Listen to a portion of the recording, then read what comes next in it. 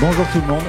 Salut Mathieu, comment tu vas? Ça va très bien et toi? Ça va très bien, je suis ravi de t'accueillir ici sur cette scène du Futuroscope. C'est un petit peu chez toi, je crois, cette salle. Est-ce que tu peux nous en dire un peu plus? Il paraît que c'était un de mes projets quand j'étais chef de projet au Futuroscope. C'est une salle qu'on avait reconvertie à l'époque en numérique, qui accueillait les ailes du courage et qu'on avait converti pour pouvoir accueillir des séminaires, des conventions, des événements comme celui-là, avec un projecteur numérique qui est là-haut que je connais bien. C'est un beau moment du coup de se retrouver là pour toi, c'est chouette, c'est une belle destination. C'est un endroit particulier, j'ai des souvenirs de chantier ici assez particuliers. Il y avait une année de neige pas possible. Je ne sais pas si tu te souviens, Laure, il y avait 40 ou 50 cm de neige dehors, et donc c'était une organisation particulière. On va attaquer tout de suite dans le vif du sujet. Tu le vois, c'est la thématique qu'on a abordée ensemble. On a déjà pas mal échangé. Originalité, débit, modernité, effet de mode. Qu'est-ce qui, selon toi, fait le choix d'une nouvelle attraction? Comment est-ce qu'on choisit ça?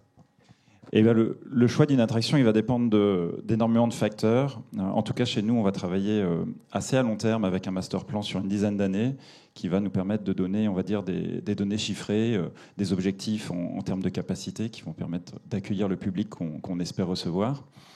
Et donc, c'est forcément des choses qu'on va regarder. Donc, il y a un premier temps, c'est un choix de tête, c'est-à-dire est-ce que les projets, est-ce que les objets qu'on va décider de développer vont permettre de satisfaire ces objectifs chiffrés. Donc ça peut être de la capacité horaire, de la capacité de restauration, des infrastructures, Fred en parlait tout à l'heure. Et donc voilà, ça c'est la première raison, c'est un choix de tête.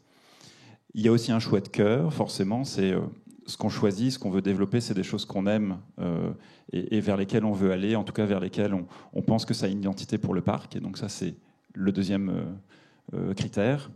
Et puis aussi, c'est des choix de corps, des choix de tripes. Est-ce que c'est un projet, est-ce que c'est un produit auquel on croit, vers lequel on a envie d'aller, et sans ça, en tout cas, on ne peut pas y mettre toute notre énergie et toute la bonne volonté pour pouvoir bien le développer. Donc il y a ces trois leviers qui rentrent en compte dans les choix, en tout cas au départ. Et du coup, comment on condense tout ça? Tu me disais qu'il y a un gigantesque Excel qui te permet de faire un peu des calculs et de prendre des décisions. Exactement. On commence toujours avec un fichier Excel qui est très très moche, qui est rempli de chiffres et qui nous permet, en fonction de la fréquentation qu'on attend, de calculer ce qu'on appelle un design day. Donc le design day, c'est la moyenne des 20 plus grosses journées. Il y a beaucoup de littérature qui existe là-dessus, beaucoup en anglais, qui est hyper intéressante. Je ne sais pas si les livres existent beaucoup encore. Maintenant, les livres qui sortent sont très marketing, très, très lissés, mais dans les vieux livres... Il y en a un qui a été écrit par un chercheur espagnol qui est super intéressant, Theme Park Industrie. Je ne sais pas s'il existe encore, voilà, je vous le conseille, c'est une bonne lecture. Et donc voilà, ça nous permet d'avoir une jauge, donc une journée type. Et donc pour cette journée type, on va savoir combien de passages par heure aux attractions il va falloir qu'on ait, combien de cuvettes de sanitaires il faut dans le parc, combien de bancs, combien de poubelles. Et donc voilà, le fichier Excel nous donne des trajectoires pour tout ça dans le temps. Et donc on va faire... dans notre plan de développement, deux exercices qui vont ensemble, qui sont en parallèle, c'est-à-dire comment on arrive à écraser au maximum ce design day, comment on arrive à l'étaler le plus possible dans le temps. C'est ce qu'on a fait au Parc Astérix là, sur les 2-3 dernières années. Il faut savoir que le nombre de personnes accueillies sur la plus grosse journée a réduit d'environ 5 à 10%, malgré le fait que la fréquentation soit passée de 2,3 millions à 2,8 millions. Et ça nous permet de mieux lisser, de mieux satisfaire aussi nos clients. Donc ça, c'est un premier levier. Et puis le deuxième, c'est de faire les multiplications et puis de voir ce qui manque. Et puis de se dire, l'année prochaine, j'ai besoin de, 700 personnes par heure de plus en attraction, ou 1000 ou 300, et de voir comment, sur une barrette de temps, on va pouvoir répondre à ce besoin, tout en alternant les différentes offres, les différentes propositions pour les différentes cibles. Du coup, la dernière offre qui a été proposée, c'est Toutatis. On a déjà eu des annonces qui sont passées sur cette attraction que vous avez probablement... vu passer, qui est la tour de numéro bis. Ce tableau vous a du coup emmené vers cette attraction-là qui est au demeurant hyper stylée. Elle est très chouette. Exactement. Donc cette année 2024 vient après une grosse année 2023 où la zone Toutatis, c'est quand même un investissement conséquent pour le parc, mais il nous manque quand même de la capacité horaire. Enfin, vous le voyez sur les grosses journées, on a du temps d'attente qui est quand même encore assez significatif sur le parc. Et donc, on va profiter des années qui viennent pour aller vers des offres de divertissement, on va dire, secondaires. Ça ne veut pas dire nul, ça veut dire, voilà, ce n'est pas des majeurs, c'est des petits interstices. Et donc, une attraction comme ça, qui va représenter 500 personnes par heure à peu près de fonctionnement, va nous vider un peu la file d'Osiris qui est juste à côté, c'est l'objectif. Voilà. En termes de hauteur, ça représente quoi? C'est une donnée qui n'est pas encore sortie. Donc on est sur une cinquantaine de mètres qui correspond à la hauteur globale maximum qu'on peut construire sur le parc. Alors ça dépend un petit peu des endroits sur le parc parce que c'est une cote altimétrique, voilà notre plancher haut. Mais elle est un peu particulière, on l'a voulu haute volontairement parce qu'elle est au fond de la zone, elle est un peu en cul-de-sac et donc il fallait qu'on arrive à attirer des gens au fond de la zone, qu'on ait un signal visuel. Et donc voilà, c'est comme ça qu'on a choisi un modèle. En tout cas, à cet endroit-là, on voulait quelque chose d'assez haut pour faire un aimant et attirer les visiteurs jusqu'au fond de la zone. C'est un endroit qui, alors certes, te donne une jolie vue. Tu as sur, je pense, un tiers, une vue qui donne plutôt sur l'autoroute. C'est quelque chose que tu as étudié dans ta réflexion. Comment est-ce que tu as pu voir ce que verraient les gens le jour J? Alors, c'est presque pas forcément l'autoroute qui nous a le plus effrayé au début, c'était plus nos arrières et de se dire qu'est-ce qu'on peut voir de moche chez nous qu'il va falloir absolument cacher, voire repeindre un peu. On a fait un truc tout bête, c'est qu'on a mis un drone à hauteur, à 50 mètres, à la hauteur de vue, et puis on a fait un 360 en photo. C'est hyper intéressant, en fait, il y a plein de choses où on ne sait pas toujours les réponses, et puis on les découvre en essayant. Donc, dans notre métier, il y a beaucoup de sujets où, comme ça, voilà, quand on se pose la question, il faut trouver le meilleur moyen d'avoir des faits pour avancer. Et en fait, ce qu'on s'est rendu compte, c'est quand on regarde assez peu au pied, on regarde plutôt lointain, on peut même voir d'en haut, les jours de beau temps, la cathédrale de Senlis, qui est quand même à quelques dizaines de kilomètres, enfin il doit être à 10-15 kilomètres à peu près, Senlis, je pense. Donc on regarde plutôt loin. Et en fait, ce qui va être intéressant avec cette position, c'est qu'aller sur un tiers, effectivement, ça va pas être super, on va voir un peu l'autoroute. Néanmoins, le paysage lointain est assez chouette. Mais surtout, ça va nous permettre d'avoir un super panorama sur l'ensemble du parc quand on va être dans les trois quarts qui sont plus intéressants. Et qu'on n'aurait pas si on était au centre du parc. Qu'on aurait beaucoup moins parce qu'on ne verrait pas au pied. Voilà. Il y a assez peu de personnes qui font l'attraction en regardant comme ça. Voilà. Non, en général, c'est vrai qu'on regarde au loin. Et on fait plutôt comme ça. Oui, clairement, on s'accroche. Il y a un projet qui a été un peu dans les cartons, il semble, il y a quelques années maintenant. Est-ce qu'il est ressorti dans votre réflexion, ce projet Sacré Croco, je crois? C'était un peu son titre. Exactement, c'était un peu le nom de code, ouais, tout à fait. C'est un projet qui globalement devait être en année N+1 après Osiris. En même temps que Disco Bellix. Enfin, globalement, ça a été pensé à peu près à la même période. Disco Bellix est fait. Cette attraction-là, en fait, globalement, quand on a poussé le projet, notamment les faisabilités techniques, c'est une attraction qui n'est pas encore validée en EN 13814 dans la dernière version, donc c'est la norme manège. Et donc, il fallait complètement refaire la réingénierie totale de l'attraction. Et donc, ça, voilà, c'est pas forcément vers ça qu'on voulait aller. En tout cas, on voulait pas forcément être le premier. Et c'est une attraction qui, globalement, dans les parcs qui l'ont eu, il n'y avait pas un super retour d'expérience à ça. C'est des choses qu'on fait, c'est se renseigner auprès d'autres parcs qui ont déjà une installation, de savoir quel est le niveau de fiabilité, quel est le niveau de facilité d'exploitation. Et les retours qu'on avait de nos confrères, et vous avez pu voir celle de Movieland, n'est pas restée très très longtemps en Italie. Voilà.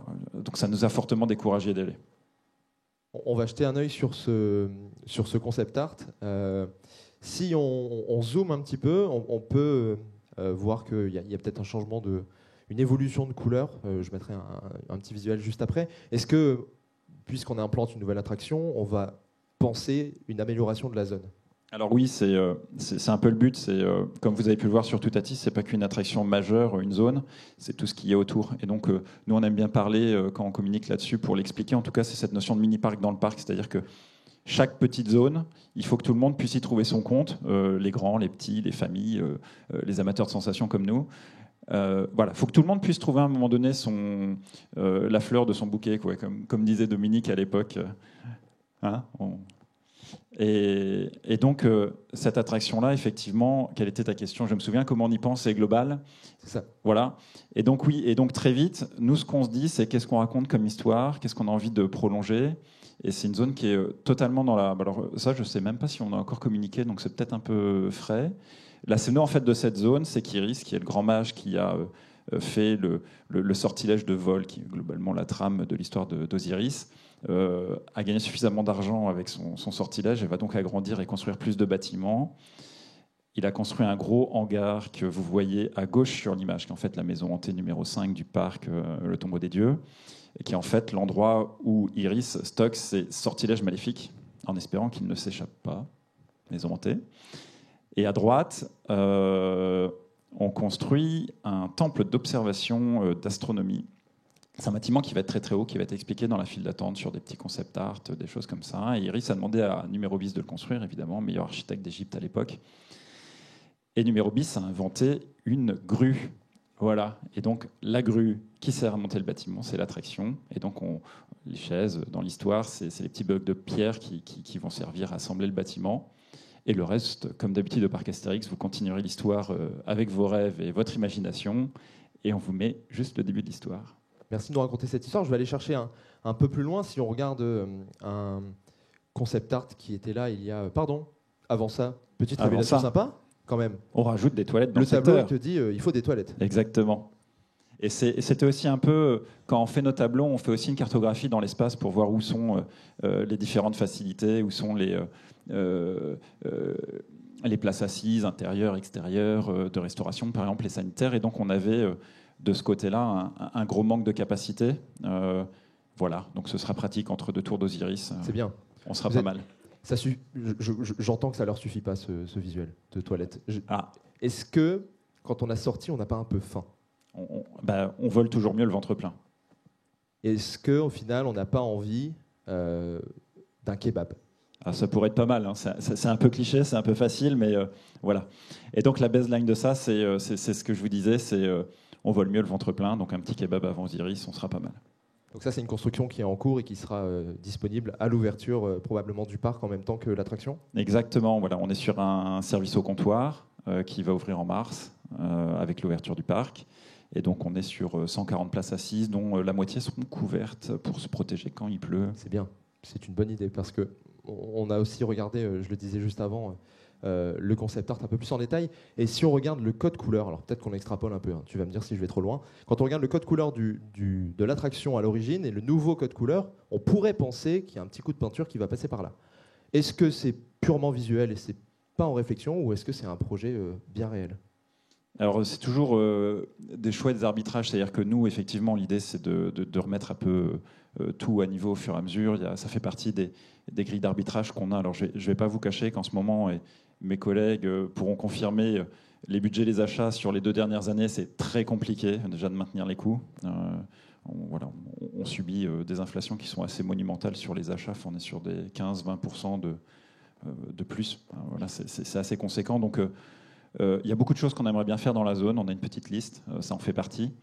On a déjà fait la façade complète de la gare là, cette année. Je ne sais pas si vous avez vu, qui est une anticipation de ça. Donc, on est sur beaucoup de réflexions à ce sujet-là. Tout n'est pas encore arbitré, donc c'est un peu la culture de Parc Astérix, c'est de ne pas annoncer des choses qui ne sont pas sûres.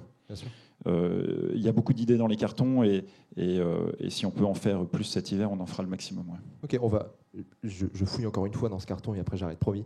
On a une volonté du parc de créer des zones, puisque quand on réfléchit les attractions, en tout cas de recréer des zones, parfois de les repenser.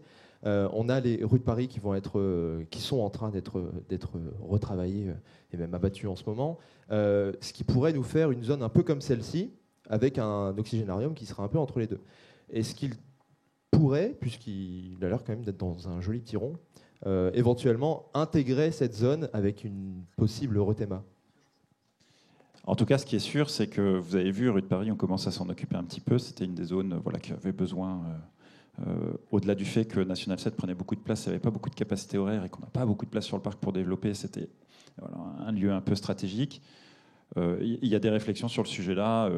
Je ne peux pas encore en parler, mais si on suit la logique des choses, il ne faut pas être devin, quoi. Ok, 3 petits points, mais le message est passé. Ça marche. Pour continuer sur un autre sujet, l'environnement dans le développement, c'est un sujet qui est sur le devant de la scène et que vous êtes pris en envergure là, dans votre réflexion pour Toutatis. Comment ça s'intègre dans vos réflexions, ce développement environnemental? Alors effectivement, l'environnement, c'est, on va dire avec l'urbanisme, les 2 sujets qui nous amènent à avoir des autorisations avant de démarrer un chantier. Donc l'urbanisme, c'est le permis de construire, on connaît bien. L'environnement, il y a plein de textes, plein de choses à respecter, que ce soit sur la biodiversité, la gestion de l'eau, le bruit, la santé. la mobilité, l'occupation des sols. Et donc on est dans un contexte en ce moment, voire même depuis 2017-2018, de renforcement assez significatif de la réglementation. Et donc il nous oblige à, nous, être vraiment carrés et très très clairs, en tout cas, sur la façon dont on fait les choses. Et j'aimais bien en parler à la visite de chantier tout à l'heure avec Camille à l'Aquascope, on ne parle pas forcément de compenser les impacts qu'on peut avoir, c'est déjà de savoir quels sont nos impacts, de voir comment on peut éviter le maximum d'impact qu'on peut avoir. Et donc, typiquement, ça a été sur Toutatis, le choix de supprimer le moins d'arbres possible en réinventant le trajet. En tout cas, le trajet, quand vous le voyez, il a vraiment eu cet objectif-là. De réduire au maximum. Et donc ça peut passer, par exemple, chez nous, sur le fait qu'on fait le moins de chantiers possible la nuit parce qu'on est entouré d'habitats pour des chiroptères, et que les chiroptères, les chauves-souris, ça vit la nuit. Et donc voilà, on ne peut pas faire de chantier trop tard, on ne peut pas faire de chantier trop souvent la nuit à certaines périodes, par exemple.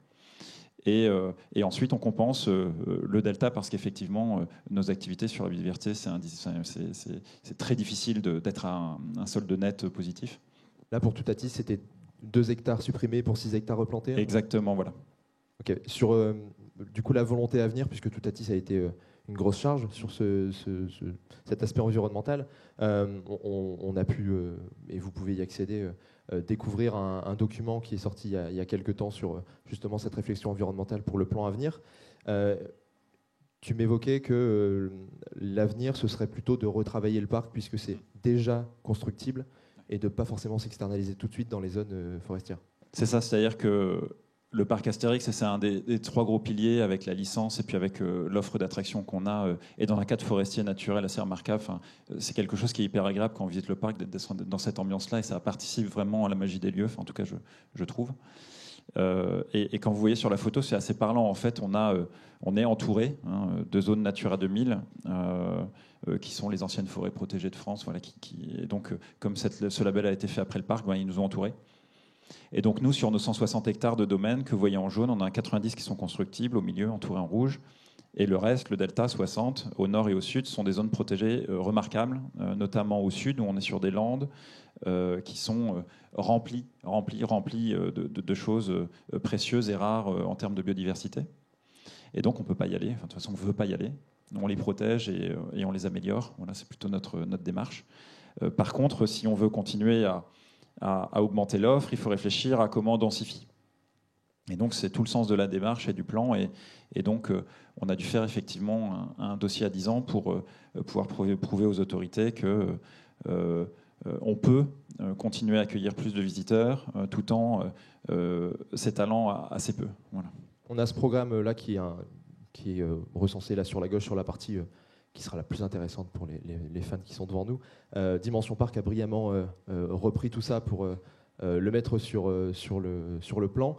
La réflexion, elle en est pour l'instant vraiment à un état de projet, ou est-ce qu'on est déjà dans une avancée certaine ? On est même avant le projet. Nous, on appelle ça le programme dans le jargon, c'est-à-dire déjà de définir les objets qu'on souhaite. Un master plan, par nature, c'est assez vivant. C'est pour ça qu'on communique assez peu dessus. C'est-à-dire qu'on ne veut pas communiquer sur des choses qu'on n'est pas encore sûr à 100% de faire, ou en tout cas de la façon dont on va le faire vraiment très précisément, avec le thème, avec l'histoire, avec le choix de l'attraction définitif. C'est quelque chose qui va évoluer. Ça, c'est à peu près sûr, parce que dans une étude d'impact, dans un projet à 10 ans, on n'imagine pas comment la fréquentation va évoluer. On touche du bois, ça se passe bien. Si demain, ça se passe différemment, il faudra ajuster évidemment le programme d'investissement. Globalement, nous, ce qu'on se dit, c'est que les 3 premières années, en général, elles sont assez bien connues en interne. La première année, on la communique bien. Voilà. Les 3 années qui suivent, on va dire, elles sont connues dans les grandes lignes. Et puis les 3 années d'après, c'est à peu près sûr que ça va complètement changer. Ou en tout cas, ça va significativement changer. Voilà, c'est par nature un master plan, c'est comme ça. Et donc, c'est une autorisation qui va être vouée à être réactualisée régulièrement, ou en tout cas si les impacts environnementaux sont modifiés de manière notable. Donc on peut être enthousiaste, mais ça va bouger et il faut s'attendre à ce que ce ne soit pas la version définitive. Voilà, en tout cas, c'est la dynamique actuellement. Le public suit. Ce qu'on voit, c'est qu'aujourd'hui, on n'arrive pas à créer assez vite de la capacité par rapport à l'augmentation du public. Donc, quand on crée un Toutatis, on a plus de visiteurs qui viennent. Il aurait fallu presque créer 2 Toutatis à la fois, mais ça, c'est techniquement difficile. Et donc, c'est pour ça qu'on travaille aussi sur le lissage de la fréquentation énormément. Voilà. On a fait pour donner une petite anecdote en référence avec Fred qu'on a vu tout à l'heure, une interview du directeur de Freepertu City qui, pour signer son premier roller coaster, avait signé auprès de Soké à l'époque, au détour d'un rendez-vous sur un coin de nappe. Il avait noté un roller coaster, la distance, 1 million d'euros, il avait signé et c'était son contrat. Est-ce qu'aujourd'hui, c'est aussi simple d'acheter une attraction ? Je ne vais pas caricaturer, mais c'est pas loin de ça. Oui, oui. En gros, quand on achète, si on va acheter un grand 8, on n'achète pas le layout au début parce que pour faire un layout, c'est beaucoup de travail, c'est beaucoup de calcul, c'est beaucoup d'ingénierie. Et donc, ce qu'on achète au départ, c'est presque une longueur et une hauteur et des éléments spéciaux. Et une promesse, voilà. Le nombre d'airtime par exemple pour Toutatis ? Par exemple, voilà. Et donc au contrat de Toutatis, il y avait record du monde d'airtime sur un coaster métallique. Voilà. Donc, il n'aurait pas fallu que quelqu'un décide d'en faire plus avant, parce que par contrat, on avait ça. Et l'offre d'Intamin doit tenir sur 3 pages à 4, quoi. La première. Et donc derrière, on a des études, beaucoup d'études, qui ajustent le layout, forcément les options, et donc forcément le prix. Et donc c'est vraiment là où on va aller dans le dur de la contractualisation, dans le dur des cahiers des charges, dans le dur de la spécification. Et il y a énormément de travail d'échange et d'aller-retour. Tu parlais de la jauge tout à l'heure. Qui la fixe et comment on travaille justement avec cette jauge ? Parce qu'il y a la structure du parc et puis il y a aussi l'environnement, les infrastructures routières et tout ce que ça comporte d'avoir des publics en grand nombre sur le parc. Alors, notre jauge aujourd'hui au parc Astérix, on peut accueillir jusqu'à 30 000 personnes. Ça, c'est ce qu'on a le droit. Ça a été défini globalement au doigt trempé en 89. J'ai envie de dire qu'aujourd'hui, nous, on se la fixe, on ferme le parc plutôt à 25 000, 26 000, selon la typologie de fréquentation qu'on peut avoir, selon la saison, selon les heures d'ouverture. Parce qu'au-delà, c'est pas encore... voilà, on est en bas de chaud, quoi. C'est pas agréable. Déjà, 25 000, c'est bien. 25 000, chez nous, ça fait du 1h40 d'attente à peu près partout. Donc, c'est déjà bien. Heureusement, on n'en a pas souvent. Oui, c'est clair. On a vu le visuel juste avant pour lequel les fans s'en emparent assez rapidement. Comment est-ce qu'on fait dans cette phase d'avancée de projet pour continuer à cultiver le secret sur les nouveautés qui viennent et à ne pas se faire couper l'herbe sous le pied des projets à venir ? Typiquement, les premiers visuels qui sortent, ils sont là aussi, nous, en interne, pour savoir si c'est quelque chose qui nous donne envie de creuser. Donc, nous, on le sait, les premiers visuels, en général, ne sont pas du tout ce qu'on va construire. Ils vont évoluer beaucoup. Enfin, vous l'avez vu sur... je trouve que c'était assez remarquable sur les premiers visuels de Conda, où c'était un hyper BNM qui était dessiné, qui servait à dire, voilà, on voudrait faire un hyper dans ce coin-là. Et au final, ça n'a pas du tout été ça, ni le thème, ni la couleur, ni le coaster. Et donc ça nous permet, nous, juste en interne, de se dire, voilà, est-ce que c'est vers ça qu'on a envie d'aller ? Et donc les concept art, les premiers, c'est souvent ça. On aime bien cacher, on aime bien mettre des surprises, on aime bien améliorer nos projets aussi jusqu'au dernier moment. C'est aussi ce qui nous permet de garder le secret et en tout cas des surprises jusqu'au bout. T'aimes bien cacher. Si on avait analysé la statue de Toutatis, tu m'as envoyé ces photos il y a quelques jours, on aurait pu deviner, alors en interprétant évidemment ces boucliers, l'arrivée d'une attraction prochaine. Voilà, donc on est au pied de Toutatis, c'est là depuis mars 23. Il y a un bouclier égyptien. Sur la gauche, on a fait un petit rébus qui veut dire il y aura bientôt du kebab, et à droite... il y aura bientôt une attraction haute qui nous permettra de voler en l'air. Et puisque tu aimes bien jouer, si on poursuit un peu cette culture-là du secret, un peu des historiques qui sont cachés, on a, photo prise par Dimension Park, ce panneau qui a été pris. Alors on a, je ne veux pas te piéger, hein, bien sûr, on a les rues de Paris qui sont en train d'être supprimées, et ce panneau nous dit après la Gaule, bienvenue Londres. Est-ce que c'est aussi une pré-annonce ou est-ce que c'est pour faire joli ? Non, c'est un panneau qui a été posé il y a très très très très longtemps. On en reste là. On en reste là. On en reste là, ça marche. Le parc a une volonté d'étendre, on le voit avec l'événement Peur sur le parc et Noël d'Astérix, d'étendre son ouverture. Qu'est-ce qu'aujourd'hui ça implique sur la question de l'indoor ? Parce qu'aujourd'hui, on a une offre qui est... on va dire peut-être limité sur l'indoor. On a surtout ces attractions-là qui permettent d'accueillir du public en version couverte. Est-ce que c'est des réflexions qui sont en cours de votre côté sur le fait de couvrir les visiteurs ? Alors, c'est clairement pas qu'une réflexion. Ce qui est Astérix, oui, c'est un parc saisonnier. Il a longtemps été exploité que sur la saison d'été. De plus en plus, Halloween, Noël, on voit que ça marche bien aussi. Les bâtiments chez nous ne sont pas isolés. Voilà, c'est pas prévu pour fonctionner l'hiver. C'était pas dans le cahier des charges du départ.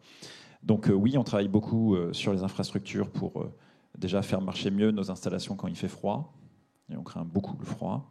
On a eu une journée un peu compliquée l'année dernière. C'est un parc qui avait été pensé à l'origine pour l'été. Pour l'été, tout à fait, ouais. Quand vous voyez les cabines des premières attractions du parc, bon, c'est un cagibi en bois. Hein. Voilà. Les nouvelles, c'est un peu mieux. Et donc oui, il va falloir aller vers de l'indoor. Et donc ça va un peu avec un triptyque que vous connaissez bien, c'est-à-dire plus de jours d'ouverture, des hôtels pour garantir que sur les journées un peu compliquées en météo, on ait quand même une jauge minimale de visiteurs dans le parc, et de l'offre indoor sur le parc pour la qualité de divertissement et en tout cas pour la qualité de l'expérience. Donc oui, tout ce qui va venir plus tard sera beaucoup plus couvert, pas que, parce que c'est beaucoup plus cher aussi. Mais tous les futurs points de vente de restauration, toutes les futures infrastructures vont aller vers beaucoup plus d'intérieur. On le voit beaucoup passer sur les réseaux. Il y a une attente qui serait autour d'un possible dark ride. C'est vrai que c'est une belle tendance pour raconter des histoires. Et Astérix a besoin d'être raconté. Est-ce que ce serait une belle idée pour pouvoir accueillir du monde, parce qu'on sait que ça a une grande capacité, et également couvrir les visiteurs? C'est des vraies choses qui sont en réflexion chez nous. Alors, ce ne sera pas dans l'immédiat. Pourquoi ? Parce que la technique du dark ride, c'est vraiment des techniques particulières. Et si on fait quelque chose, c'est pour être bon, c'est pas pour être un peu à la ramasse. Ça nécessite beaucoup de compétences nouvelles à acquérir au fur et à mesure. Je pense que dans ce que vous voyez au fur et à mesure, dans ce qu'on met, voilà, des décors un petit peu plus scénarisés avec un petit peu plus d'effets spéciaux au fur et à mesure, nous permettent d'acquérir ces compétences au fur et à mesure. Et il y aura un moment où, j'espère, en tout cas, moi, ça me ferait vraiment plaisir de pouvoir bosser sur des sujets comme des dark rides, mais c'est pas si facile. Voilà. Ce qui est aussi pas si facile, c'est de créer une comédie musicale, une première dans un parc d'attractions, je crois, en tout cas en France. Qu'est-ce que ça implique aujourd'hui? On n'a pas vu beaucoup de visuels, j'imagine que c'est compliqué à retranscrire en visuel une comédie musicale. Où est-ce que ça en est? C'est très compliqué. J'ai hésité à t'envoyer des images là, pour la présentation, parce que ce qu'on a aujourd'hui, c'est des dessins techniques avec des pendrillons et un texte qui explique la scène qui va se passer. Et on a beaucoup de mal à communiquer là-dessus. En tout cas, les visuels clés qu'on a aujourd'hui ne sont pas encore très... Parce que c'est super dur à vendre ça tant que c'est pas prêt sur scène et que y a pas l'émotion de la comédie musicale. En tout cas, c'est ce qu'on cherche dans une comédie musicale, c'est l'émotion qui touche. Enfin, voilà. C'est un vrai pari, en tout cas chez nous. Ce que j'en ai vu, ce que j'en ai entendu est hyper prometteur. Voilà. J'espère que ça va trouver son public, que ça va plaire, parce que y a vraiment beaucoup d'énergie, de travail qui est mis par les équipes du service spectacle, en tout cas chez nous. Voilà, donc la surprise au printemps, et je leur souhaite vraiment de pouvoir proposer quelque chose de top. Super, on sera là, pas de souci. Les attractions... ça va un peu vanner. Hein, voilà. Oui, tu m'as donné quelques infos, mais il y aura de l'humour gaulois, je vois. Les attractions, elles ont une durée de vie, on ne peut pas les garder éternellement, on le voit avec certaines. Comment est-ce qu'on fait le choix de rénover, comme l'annonce du Grand Splash qui est passé il y a quelques temps, voire même de thématiser pour ça, de détruire National 7, Maison de la Peur, et au contraire de temporiser? Goudurix, c'est un sujet. Défi de César, c'est un sujet. Dans ces trois situations-là, je peux te les reciter si besoin, comment est-ce que les choix sont faits? Il y a plusieurs sujets. Il y a déjà, est-ce que l'attraction en question est une star du parc? C'est-à-dire, est-ce qu'elle plaît vraiment beaucoup? Elle est bien notée, elle est plutôt en tête. Grand Splash est plutôt une attraction qui est bien notée. C'est pas le top 5, mais elle est bien notée. Est-ce qu'elle est moins bien notée? National 7, qui était la dernière, tout en bas. Puis 200 visiteurs par... voilà, et 200 à l'heure. Voilà. Ou est-ce qu'on en a besoin? Goudurix, ça fait beaucoup de capacité horaire. Voilà. Donc ça va rentrer dans les premiers critères. C'est est-ce que ça sert à l'attractivité? Est-ce que ça sert à la satisfaction? Est-ce que ça sert ni l'un ni l'autre? Est-ce que ça prend de la place? Voilà. Je la fais un peu caricaturale, mais on n'est pas loin de ça. National 7, ça fait pas de capacité. La note est pas terrible et ça prend beaucoup de place. Bon, on va plutôt enlever. Grand Splash, ça plaît bien, on le suit, voilà, on sait maîtriser les coûts de maintenance, on voit que c'est quelque chose qu'on veut garder, pérenniser, qui est quand même un symbole assez fort et qui est assez simple à maintenir. Enfin, voilà. Et donc voilà, on va plutôt l'améliorer. On a eu la chance, on a fait une super année, ça nous a permis de créer ce projet en last minute, qui va être voilà, un projet d'amélioration. Il ne faut pas s'attendre à une nouvelle attraction, c'est vraiment une amélioration du parcours avec des décors, avec un retour à l'ADN. Avec des personnages de la BD. Et Goudurix temporisé. Voilà. On en a besoin. On peut temporiser longtemps si on l'entretient bien. On peut le tenir. Oui, c'est-à-dire que Goudurix, et là je vais parler en technicien, alors tu m'arrêtes, c'est trop technique, mais globalement il a le droit à sa petite radio structurelle tous les ans pour voir tout ce qui va, tout ce qui ne va pas, et on sait assez bien gérer les sujets. Ok. Le train également. Enfin, c'est ce qui nous permet un master plan 6 d'avoir une vision et de se dire est-ce que ça vaut le coup d'investir pour X années. Voilà. Et donc on ne peut pas l'enlever tant qu'on ne l'a pas remplacé. C'est un peu l'idée. On ne peut pas le remplacer tant qu'on n'a pas cette capacité horaire pour pouvoir l'enlever. C'est ça, ok. Donc ce sera pour plus tard. On a encore besoin un peu de lui. C'est noté. Mais vous n'êtes pas obligé de le faire, hein. Vous pouvez aller faire d'autres grands 8. Et puis il plaît encore bien. Hein. C'est ça, il s'adresse pas qu'à une population qui a l'habitude d'en faire. Froid le matin, en s'accrochant bien, ça passe. Hein. Oui, c'est vrai. Il y en a des pires. Tu le fais encore ? J'ai des super joujous juste à côté à 500 mètres. Oui, donc voilà. tu fais des choix. Je vois, ok, je vois. La grande zone bitumée des rues de Paris permet de ne pas repasser par un plan environnemental, en tout cas trop poussé, puisque c'est déjà du béton, donc on peut un peu y faire ce qu'on veut, il y a déjà des fondations. Est-ce que, justement, on va parier là-dessus pour replacer du bâtiment et avancer dans cette direction-là ? Tu pourrais postuler à un poste de chef de projet, tu te poses des bonnes questions. Ok, ça veut dire next. Très bien. Top. Je te propose pour clore de présenter un peu... On fait des choix assez rationnels jusqu'à présent, donc ça devrait aller vers des directions qui sont assez évidentes. Je vois. Je te propose de faire un petit tour de l'offre actuelle des attractions à sensation type coaster du parc.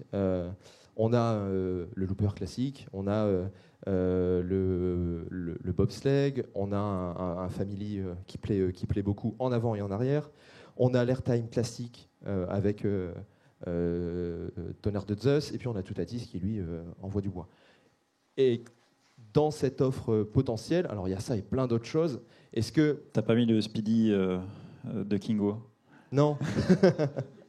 Je l'ai pas mis. La Speed Chenille. Ouais. J'ai pas mis Speed Chenille dedans. Non, il faudrait un super grand écran. Non, mais dans l'offre, en tout cas qui est en voie, là c'est sur du grande sensation. Il y a une sorte quand même d'alternance entre du familial et du sensationnel. Là-dessus, on est d'accord. Donc, on peut s'attendre après un Toutatis qui plaît aux coaster fans à vouloir contenter les familles, comme ça avait été fait pour Pégase, par exemple. Oui, c'est à peu près sûr. La prochaine grosse attraction, elle sera familiale. Ouais. Ok. Si on regarde un peu les sensations qui sont vécues, on a déjà fait de l'avant et de l'arrière avec Pégase. Est-ce qu'aujourd'hui, il n'est pas temps de tourner un peu ? On n'a pas. Hein. On n'a pas de spinning coaster. Ok, et donc un spinning qui tourne, sachant que vous aimez bien Gerstlauer, on pourrait imaginer chez nos copains Plopsaco le Viki. Je sais pas, qu'est-ce que vous en pensez? Ok. En tout cas, tu maîtrises bien le raisonnement qu'on peut avoir. J'essaye d'avancer. Hein. Je fais pour le mieux. Ils ont payé leur place, ils en veulent pour leur argent. Il faut qu'ils. Tu m'as dit que c'était filmé, alors je peux absolument rien dire. C'est vrai, c'est filmé, donc on peut pas en parler, mais à nouveau 3 petits points. Les amis, c'est sur ce petit point-là qu'on va faire un stop de mon côté en tout cas. Je vais vous inviter, si vous avez des questions, on va en prendre 2 ou 3, à aller les piocher de votre côté. Il y a un micro qui va courir jusqu'à vous. Alors j'avais une petite question ici. C'est pas vous. Hop, par là. C'est moi.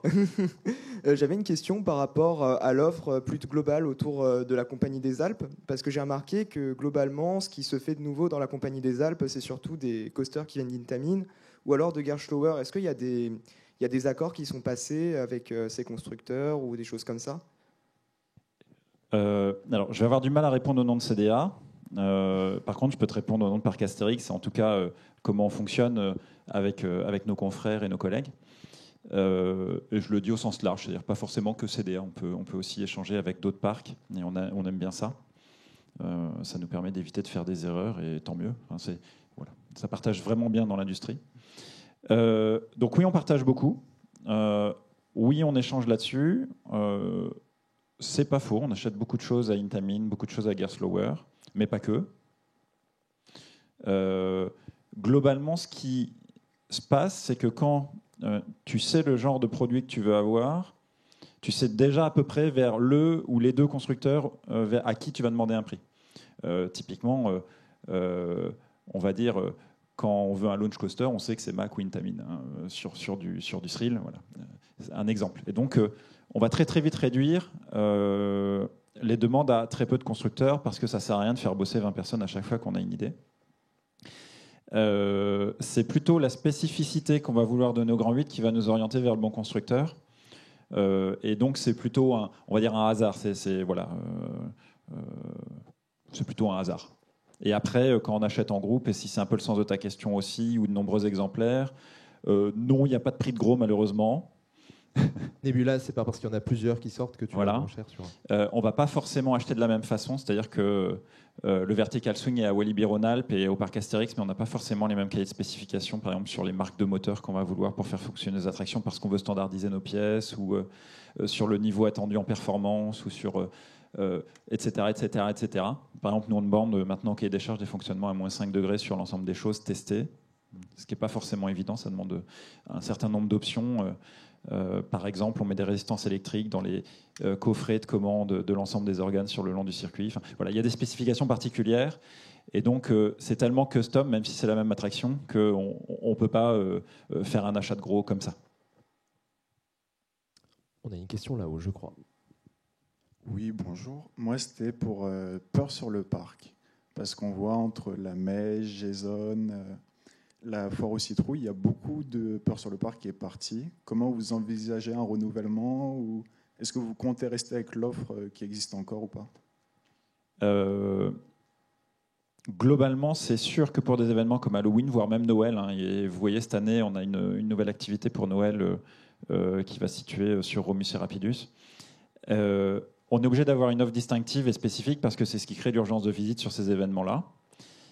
C'est sûr qu'on a besoin de capacité horaire sur ce genre de divertissement-là.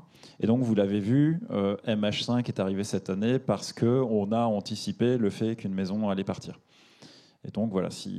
Et ça nous permet aussi de renouveler des expériences qui, on va dire, dans le milieu des maisons hantées, ont une durée de vie assez limitée. Et en tout cas, ont besoin de renouvellement. En tout cas, nous, on pense que c'est bien de renouveler régulièrement l'offre.